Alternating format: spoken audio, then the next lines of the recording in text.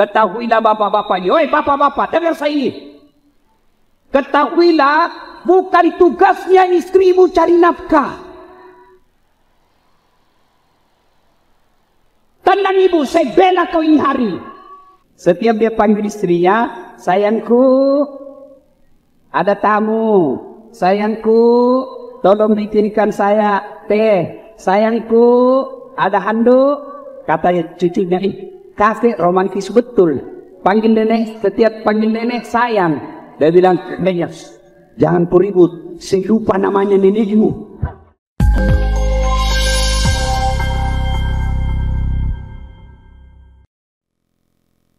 Mau ketemu siapa? Mau ndak foto sama saya? Masya Allah. Adek-adek, mau foto sama saya? Ini bukan hebat ibu. Saya demi Allah penuh kehinaan. Bagaimana ketika kita jumpa dengan Rasulullah? Sama saat saja kita bangga. Mau foto selfie-selfie. Bagaimana bertemu dengan Rasulullah Muhammad SAW? Maka kita maulid ini bukan karena kita bid'ah, bukan karena kita bikin ajaran-ajaran baru. Ini wujud kecintaan kepada Rasulullah Muhammad sallallahu alaihi wasallam. Karena waktu yang ringkas, umumnya tidak ada temanya ini. Tidak ada karena mendadak toh. Umumnya temanya orang maulid meneladani Nabi. Iya toh? Saya mau tanya dulu. Siapa namamu, Dek? Pina. Ah, Pina. Pina. Hari apa wafatnya Nabi? Senin. Kau dibisu tadi sama ibu. Berapa anaknya Nabi? 6. 6. Anak-anak Nabi ada 7 orang. 7. 3 laki-laki, 4.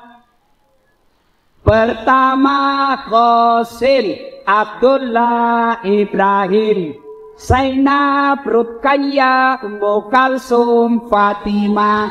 Pasti ibu baru tahu 7 anaknya Nabi. Ya toh? Ini tujuannya maulid. Supaya kita datang, minimal kita tahu sejarah Nabi. Ada orang Islam, sudah 30 tahun namanya, Islam, Muhammad namanya. Namanya mana Muhammad. Begitu ditanya, berapa istrinya Nabi? Saya mau tanya lagi, ini anak muda. Go. Siapa namanya Presiden Indonesia? Jokowi. Siapa yang menang?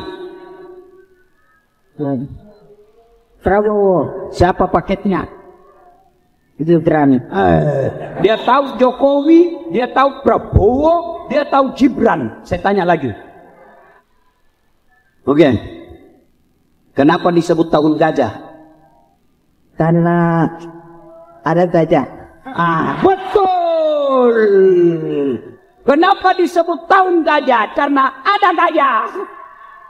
Belendele. Nah, ini pentingnya maulid supaya kita tahu sejarah Nabi. Bayangkan, kau lagi ada artis Korea kau kenal? Ada artis namanya itu artis Korea dia kenal. Dengar tuan-tuan adik-adik encing-encing sekalian, demi Allah, Prabowo, Jokowi, Gibran, bahkan UAS sekalipun, Dasab Latif sekalipun, presidenmu sekalipun, dia tidak urus kamu nanti masalah. Apalagi itu artis Korea, penghuni api neraka. Kamu tahu semua itu, tapi kau tidak tahu hari lahirnya Nabi. Kenapa disebut tahun gajah? Ini anak-anak kita masa depan Islam. Mereka yang akan meneruskan dakwanya Nabi Muhammad. Tapi kalau dia tidak tahu kenapa disebut tahun gajah, kenapa nenek tidak tahu, mamanya juga tidak tahu. Kenapa disebut tahun gajah, Mak? Karena bukan tahun kambing. Oh, ini tujuannya maulid. Supaya apa? Kita meneladani Nabi. Oke deh, satu. Yang kita contoh Nabi. Akhlaknya. Itu dulu akhlaknya. Tidak usah dulu sama tetangga. Tidak usah dulu kepada teman yang jauh. Bapak-bapak akhlak dulu kepada istri. Sholatmu baik tapi kasar sama istri. Ibu, Bu, Ibu, berapa istrinya Nabi? Berapa? Ibu, mau masuk surga? Mau? Contohlah bininya Nabi. Mau, Bu? Mau, Ibu? Dengar Pak, begitu sayangnya istrimu kepadamu. Dia tidak mau kau kawin lagi. Kenapa? Karena dia sayang kamu. Ya, Ibu? Kata ibu, banyak jalan menuju surga, Ustaz. Bukan cuma poligami. Betul? Betul? Betul, banyak jalan menuju surga, tapi jalannya macet. Pak, berapa istri Nabi? 11. Ada juga ulama mengatakan. Ayo, dari 11 istri Nabi, tidak pernah Nabi sakiti istrinya satupun. Jangankan menyakiti, menyebut nama saja istrinya tidak pernah dipanggil namanya, tapi dipanggil dengan panggilan kasih sayang. Khadijah, siapa panggilnya? Ummul Mukminin. Aisyah, siapa panggilnya? Ya Humaira. Maka bapak kalau cinta Nabi pada hari ini, hormati istrimu. Caranya jangan panggil namanya, panggil dengan panggilan kasih sayang. Misalnya istrimu mancung hidungnya, panggil, wahai istriku yang termancung hidungnya. Hidungnya tidak mancung, Ustaz, giginya kau lihat, disuruh gigit dia. Dan juga kau terlalu jujur, mentang-mentang istrimu hitam kau panggil Blacky. Allah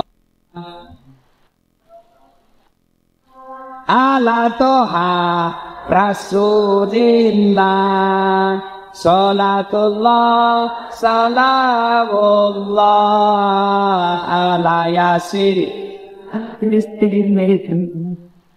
Saya mau tanya dulu ibu-ibu nih, ibu-ibu dengar ibu. Ibu tolong angkat tangan yang lahir dan besar di Medan. Ada? Ada. Ibu kenapa bisa sampai ke Riau sini? Hah? Ikut suami. Dia tinggalkan ibunya, dia tinggalkan tanah kelahirannya, dia dari saudaranya. Kenapa? Ikut suaminya. Dan saya yakin banyak ibu-ibu begitu di sini. Iya toh? Ibu-ibu ada yang dagang-dagang, ada yang dagang-dagang, jual-jual sembako, jual-jual kue di pinggir jalan, ada. Jual-jual buah ke pasar, ada. Ketahuilah bapak-bapak ini. Oi bapak-bapak, dengar saya ini. Ketahuilah, bukan tugasnya istrimu cari nafkah.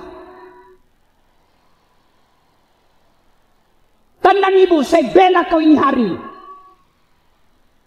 Bukan tugasnya istrimu pergi jual-jual buah di pasar. Dia gadis tidak pernah jual-jual. Karena dia ikut sama kamu sebagai suaminya, terpaksa dia tinggalkan kampungnya, pergi jual-jual, dia tahan rasa malunya. Untuk apa? Membantu kalian sebagai suami. Lalu kau hianati, kau berselingkuh di WhatsAppmu, istrimu minta uang, dia bilang biar paunya tidak ada. Begitu pacarmu yang SMA dulu, hai sayang, Pak, cinta kepada Rasul, muliakan istri. Karena Nabi sangat memuliakan istrinya. Bagaimana cara Nabi memuliakan istrinya? Contoh. Tidak ada gelas. Itu Nabi kalau minum, ibu, minum satu teguk dikasih istrinya lagi. Nabi minum lagi, kasih lagi Aisyah. Hebatnya lagi Nabi, bu, bekas bibirnya Aisyah dia minum. Masya Allah. Coba kau praktekkan besok. Meskipun bapak sudah muka-muka sakaratil maut. Ya romantis lah. Minum bekas bibir istri. Hai sayangku. Cuma ada kawan saya itu. Sudah agak pikun-pikun. Setiap dia panggil istrinya, sayangku, ada tamu. Sayangku, tolong bikinkan saya teh. Sayangku, ada handuk. Kata cucunya, kafe romantis betul. Panggil nenek, setiap panggil nenek sayang. Dia bilang, nenek, jangan peribut, saya lupa namanya nenekmu. Ayo, kalau cinta kepada Rasul, muliakan istri. Demi Allah kita lihat ini istri-istri kita. Kadang-kadang bapaknya sakit, ibunya sakit, ibunya menelpon. Nah, kau datang lagu besuk bapakmu, lagi sakit ini. Apa kata istri kita? Mohon maaf mak, saya tidak bisa tinggalkan. Suami saya tidak ngasih izin. Iya kan? Lalu istri yang baik itu kau hianati, pantas. Puluhan tahun kau cari nafkah, beli rumah pun susah. Kenapa kau hianati istrimu? Bagaimana lagi sifat Nabi? Masya Allah, Nabi tidak pernah muka masam di depan istrinya. Selalu tersenyum. Jangankan itu, Nabi tidak pernah ketemu istrinya kecuali sudah rapi rambutnya. Bayangkan itu Nabi memuliakan istri. Setiap keluar kamar mau ketemu dengan istri sudah rapi rambutnya. Begitu sampai penghormatannya kepada istri. Maka saudara-saudara, kalau cinta kepada Rasul, muliakan istri. Yang kedua, ibu-ibu, bu, kalau ibu nanti meninggal siapa yang doakan? Suami. Kawin lagi bu. Ya toh pak? Iya. Jangankan bapak-bapak, saya saja dikomplain sama istri saya. Ustaz, nanti kalau saya duluan meninggal, kau juga kawin lagi. Saya bilang, sini kau sayang. Saya peluk dia baru saya bilang, kau dengar baik-baik sayangku ya. Jangankan kau meninggal, masih hidup saja kau sekarang, saya selalu berpikir kawin lagi. Apalagi kalau kau sudah mati. Ibu, bu, siapa yang doakan? Siapa yang doakan? Ini anak-anak kita.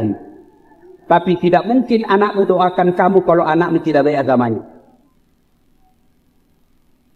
Inilah gunanya pesantren. Maka ibu bapak kalau mau anakmu bisa doakan ketika kau wafat, nih anak-anak masukin di pesantren. Anak-anak cerdas otaknya, tapi agamanya tidak ada gunanya. Rugi bu, rugi. Iya bu. Pak. Pak. Siapa yang doakan bapak kalau wafat? Anak, temanmu. Jangankan kau masih mau doa. Coba lihat di grup WhatsApp. Coba lihat grup WhatsApp. Kalau ada teman kita yang meninggal, jangankan berdoa, ketik doa saja dia malas. Apa dia kirim? Stiker Al-Fatihah. Tidak dia baca itu. Siapa yang doakan kita? Anak. Inilah tempatnya pesantren. Hei, Pak, Bu, gak sama bapak-bapak lobet. Bu, coba kita tanding dengar salawat bapak-bapak dengan ibu-ibu. Ibu-ibu dulu ya. Ini bapak-bapak diam. Ibu-ibu dulu salawat. Yang laki-laki diam. Ayo ibu. Salatullah ala toha. Salatullah ala yasin. Masya Allah. Nilainya 9,7. Ayo, jangan mempermalukan diri selama kita bos. Ibu-ibu dan ibu-ibu, kita dengar ini bapak-bapaknya. Ayo, salatullah ala toha.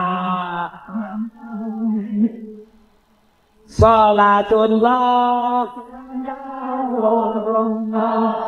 ala yasin Nilainya 9,8.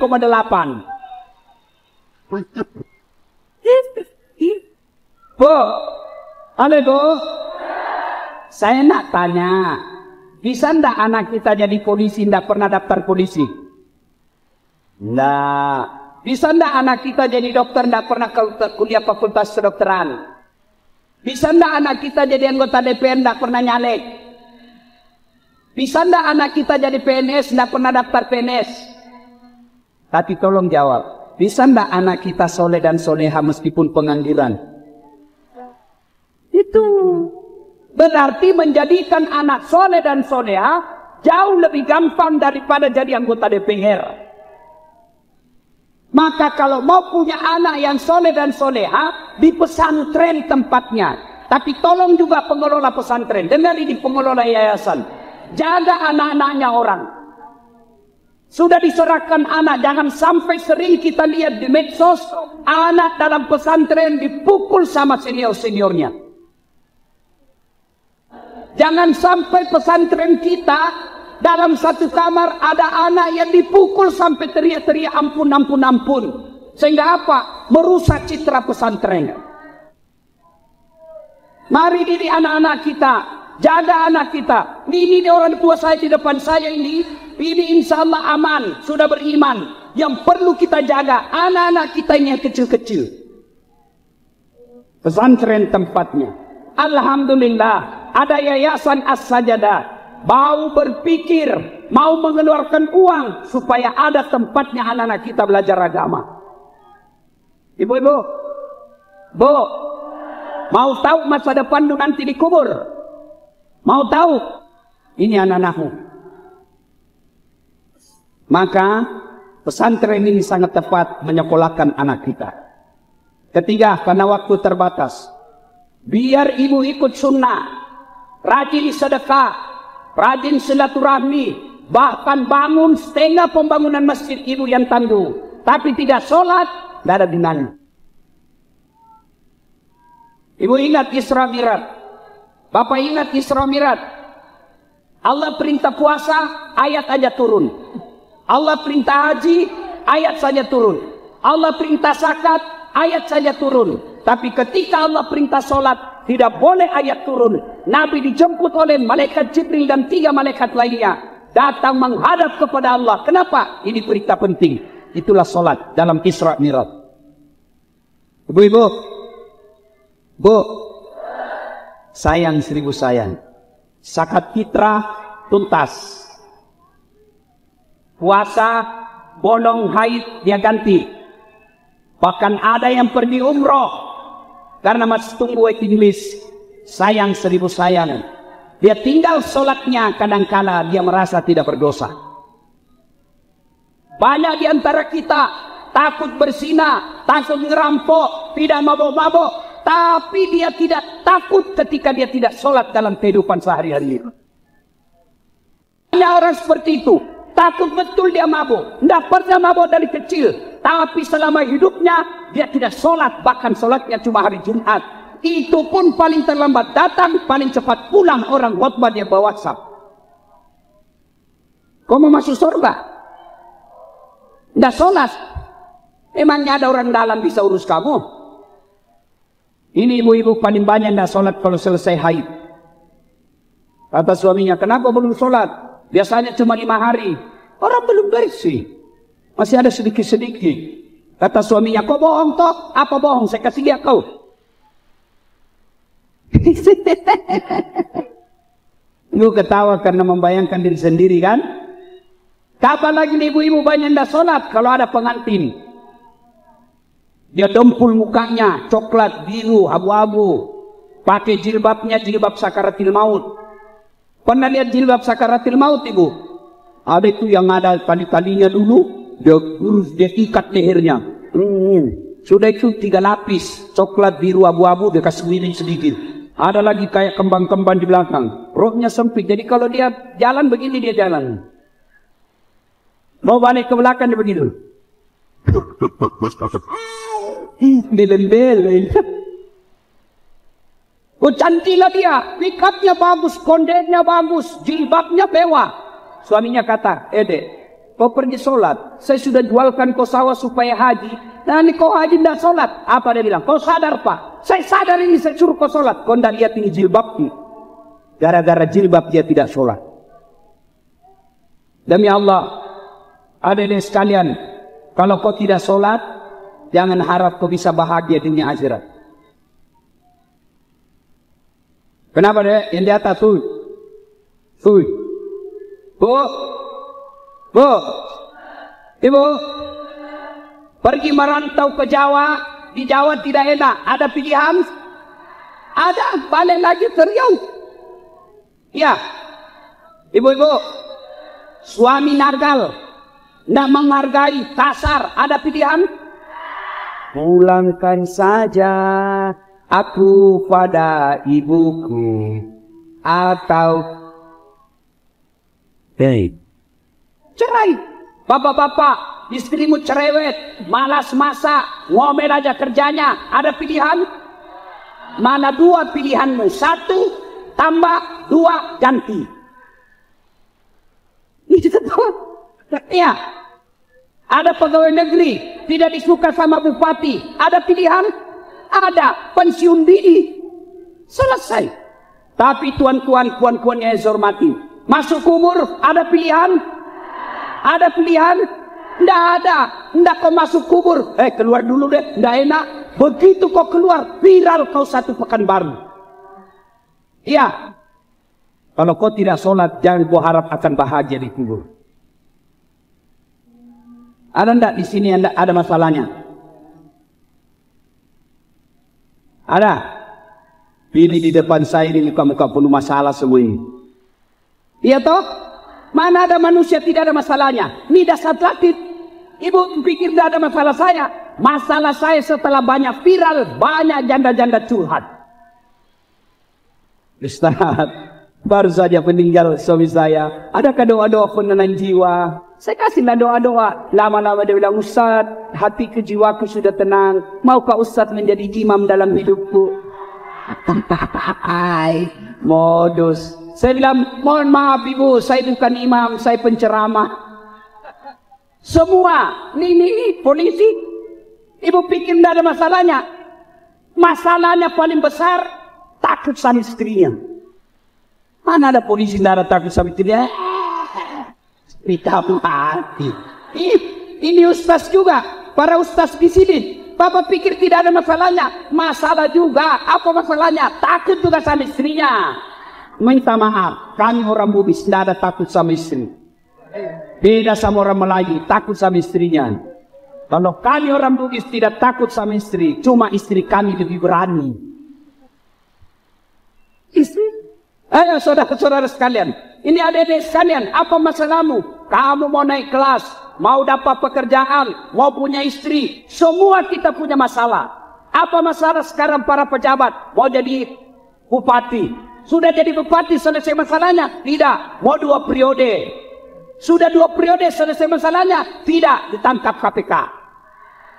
Semua orang punya masalah. Maka Allah sampaikan. Kalau ada masalahmu, wahai hambaku, dasat, pak polisi, tentara, pak caleg, ada masalahmu, ista'inu bisabri, sabar, perbaiki sholatmu.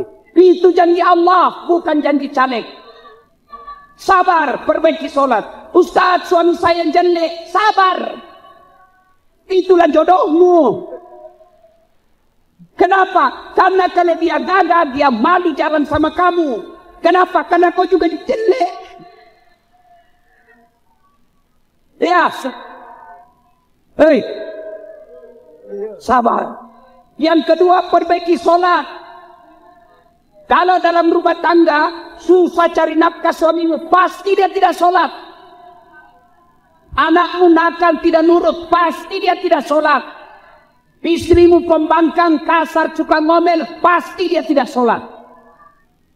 Maka kepada pengelola yayasan, izinkan saya berwasiat, jaga sholatnya anak-anak kita. Tidak apa-apa dia tidak pandai bahasa Arab, tidak apa-apa dia tidak pandai bahasa Inggris. Yang penting sholatnya bisa berjamaah 5 waktu. Kalau sholatnya baik Pak, kecil buat Allah, kasih apa yang dia mau. Ibu-ibu, Bu, tuh, percaya ndak? Bisa ndak perempuan hamil ndak pernah disentuh laki-laki? Ndak mungkin toh? Iya. Iya. Tapi kalau Allah mau, Siti Maryam, wanita suci, ndak pernah disentuh laki-laki, hamil melahirkan Isa Al-Masih. Cuma sekarang banyak juga perempuan mau saingan Siti Maryam. Ada raja ndak ada suaminya, bukan ndak ada suaminya, dia gelap. Iya kan, adik-adik, oi, adik santri, percaya ndak kalian bisa hidup dalam perut ikan? Manusia perlu ikan. Kalau saya, ikan masuk perut saya. Tidak mungkin bisa hidup dalam perut ikan. Allah mau Yunus alaihissalam hidup perut ikan 40 hari. Kecil buat Allah kasih kamu. Mau dapat suami yang baik, perbaiki sholatmu. Mau punya anak yang baik, ibu perbaiki sholatnya. Saya sholat Ustaz, tapi kenapa rumah tangga saya masalah? Kamu sholat tapi main-main.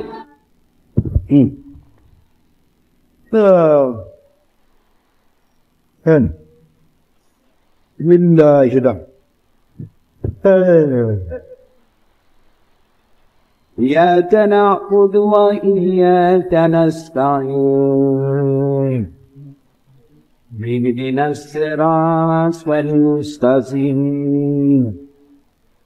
Shiratal ladzina an'amta. Kau ketawa karena kau bayangkan dirimu semua toh?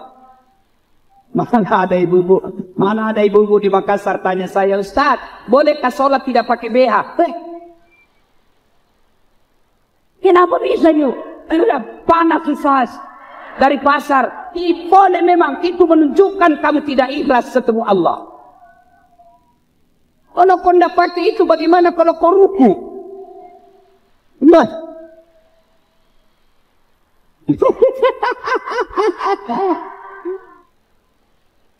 Salatullah ala toha rasul.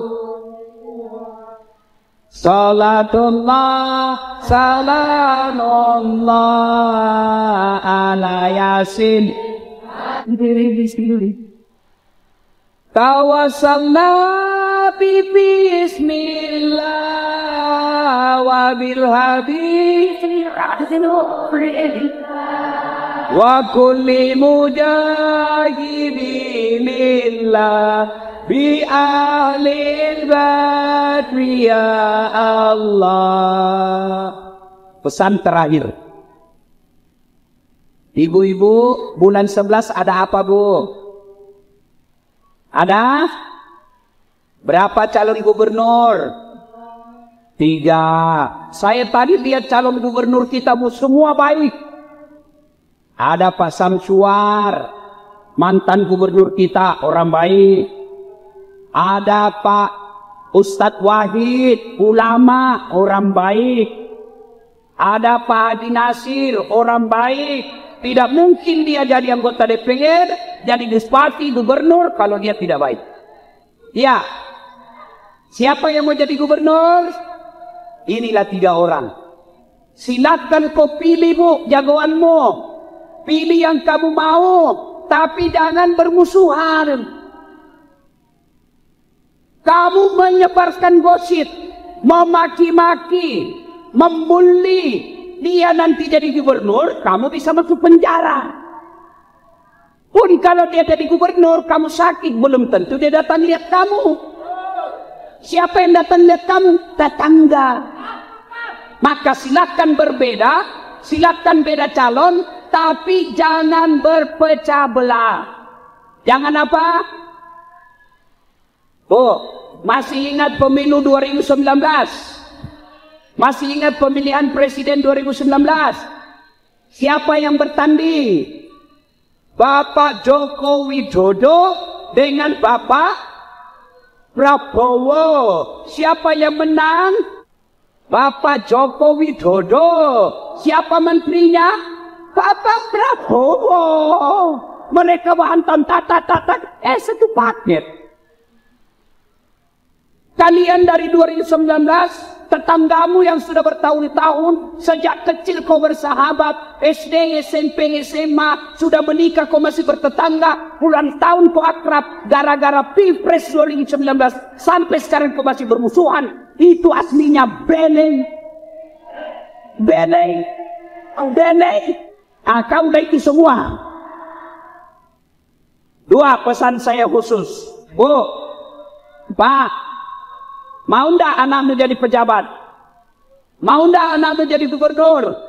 Mau ndak anakmu jadi bupati? Tapi tidak mungkin jadi anakmu pejabat kalau tidak ada uangnya. Kenapa? Karena harus sogok. Maka mulai pilkada kali ini, jangan terima sogok. Bisa? Jangan terima sogok. Bisa? Bu, ibu terima 300.000 tidak kaya.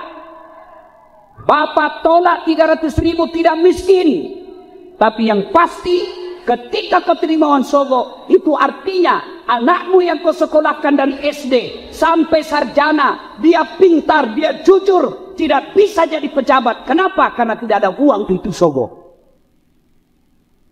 Mudah-mudahan pilkada akan datang. Kaum muslimin muslimat, tolak uang sogok. 300.000 tidak membuat kaya, 300.000 tidak membuat miskin, namun yang pasti menentukan masa depan provinsi Riau yang kita cintai. Bisa tolak uang sogok? 12 orang. Bisa tolak uang sogok? Boleh cukup 100. Bisa tolak uang sogok? Ya Allah, dengarlah janji hambamu. Kalau dia terima uang sogok nanti, buat hidupnya susah sesaudara dunia akhirat. Ibu bapak saudara-saudara sekalian, banyak yang ingin saya sampaikan, tapi waktu jualah itu membatasi kita. Terima kasih kepada bapak ibu yang telah hadir di tempat ini. Mudah-mudahan dari waktu dan kesempatan kita jumpa lagi. Buah nangka, buah kemiri. Ya, cakep-cakep. Ulang, Bu. Buah nangka, buah kemiri. Cakep. Buah salad, buah jeruk. Cakep. Buah anggur, buah salad. Itulah buah-buahan. Terima kasih. Assalamualaikum warahmatullahi wabarakatuh. Kita baca doa-doa. Kita kirimkan Fatihah kepada Rasulullah sallallahu alaihi wasallam. Khasiat dan keutamannya kita ikhlaskan untuk orang tua kita masing-masing. Al-Fatihah. Alhamdulillahirabbil alamin arrahmanir rahim maliki yaumiddin iyyaka na'budu wa iyyaka nasta'in shiratal ladzina an'amta 'alaihim. Amin. Allahumma ighfir lil mu'minina wal mu'minat wal muslimina wal muslimat al ahya'i minhum wal amwat innaka samii'un qaribun mujibud da'wat wa qadiyal hajat. Ya Allah ya Rabbi ya Karim, satiri hidayah dan petunjuk. Berikan hidayah dan petunjukmu kepada anak kami di sekolah ini ya Allah, di pondok ini ya Allah, di yayasan ini ya Allah. Berikanlah mereka akhlak yang baik, tambahkan ilmu-ilmu mereka ya Allah. Jadikan mereka anak yang soleh dan soleha, bermata hati dunia akhirat bagi orang tuanya. Ya Allah ya Rabbi ya Karim, Satya Maha membalas. Balaslah segala kebaikan orang-orang yang telah mewakafkan waktu, harta dan ilmunya untuk acara ini. Angkat harkat dan martabatnya, wujudkan cita-citanya, bahagiakan keluarganya, dan jika kelak menghadap kepadamu, hadapkan dalam iman dan Islam. Rabbana atina fid dunya hasanah wa fil akhirati hasanah wa qina azabannar. Subhana rabbika rabbil izzati amma yasifun wa salamun alal mursalin walhamdulillahi rabbil alamin. Terima kasih. Usikum wa nafsi bitaqwallah fastabiqul khairat. Assalamualaikum warahmatullahi wabarakatuh. Waalaikumsalam warahmatullahi wabarakatuh.